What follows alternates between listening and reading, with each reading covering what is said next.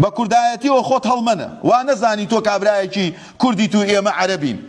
بڕۆ حەج بکە ئەڵڵا بپەرستە بە چاوی دینەکەت بە جوانی ئەڵڵا